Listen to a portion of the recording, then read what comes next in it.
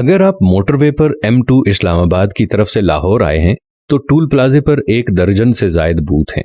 हर booth में एक मोहतात अंदाजे के मुताबिक 1 मिनट में 6 गाड़ियां गुजरती हैं और यही एक बूथ 1 घंटे में 360 गाड़ियों की गुजरगाह है।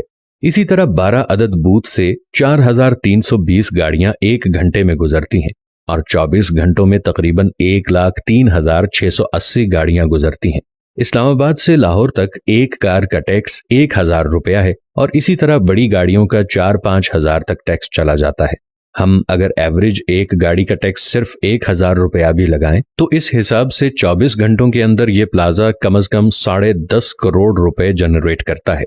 इस तरह मुल्क भर के मोटरवे और हाईवेज पर इन टूल प्लाजों की तादाद गिन लें और फिर इनको करोड़ों से ज़र्ब दें तो सिर्फ टोल टैक्स की मद में रोजाना के हिसाब से अरबों रुपए हुकूमत के खजाने में जमा हो रहे हैं। आप जिस गाड़ी में सफर कर रहे हैं इसमें पेट्रोल की मद में कम से कम 1 लीटर पर 50 रुपए टैक्स काटा जा रहा है। आप हिसाब करें कि रोजाना लाखों गैलन के हिसाब से जो पेट्रोल डीजल कंज्यूम हो रहा है इसका टैक्स भी रोजाना अरबों रुपए के हिसाब से हुकूमत के खजाने में जा रहा है। आप जिस गाड़ी में सफर कर रहे हैं उसको जब खरीदा जाता है तो जितनी गाड़ी की कीमत होती है इतना ही इस पर सेल्स टैक्स और कस्टम ड्यूटी भरनी पड़ती है। आप जिस गाड़ी को अपने पास रखते हैं उसकी सालाना एक्साइज ड्यूटी भी अरबों रुपए में जमा होती है। आपकी बिजली का बिल भी अगर 10,000 रुपए है तो असल बिजली की कीमत 3,000 निकालकर बकाया 7,000 रुपए टैक्स है जो माहाना हर कंज्यूमर से काटा जाता है और अरबों रुपया खजाने में जमा होता है। इसी तरह गैस के बिल पर भी इसी शरह से टैक्स लग रहा है और खजाने में जमा हो रहा है। आप एक मेडिकल स्टोर से 300 रुपए की दवाई खरीद रहे हैं। एक मोहतात अंदाजे के मुताबिक इस पर तकरीबन 40 से 50 रुपए तक सेल्स टैक्स है जो कि खजाने में जा रहा है।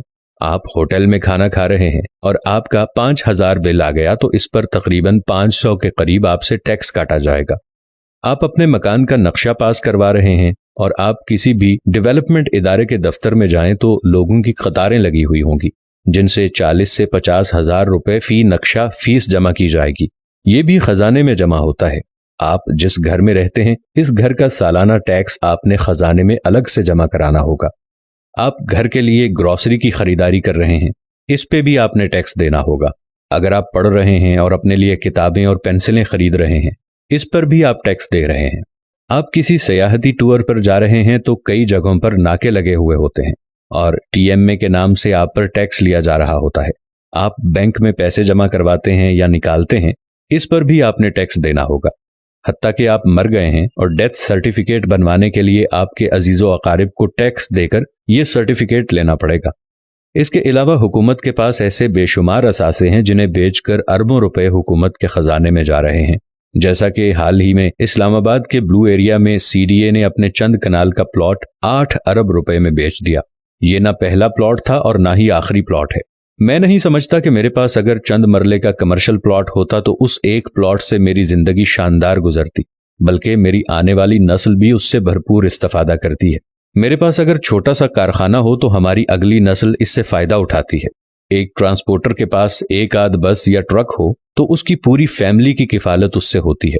मगर सवाल यह है कि जिस मुल्क में अरबों खरबों के टैक्स रोजाना की बुनियाद में इकट्ठे हो रहे हैं वो क्यों मफलूकुल हाल है और दुनिया के सामने हाथ फैला रहा है। अब तो हुक्मरानों से हिसाब करना होगा और हर शहरी ने उठना होगा।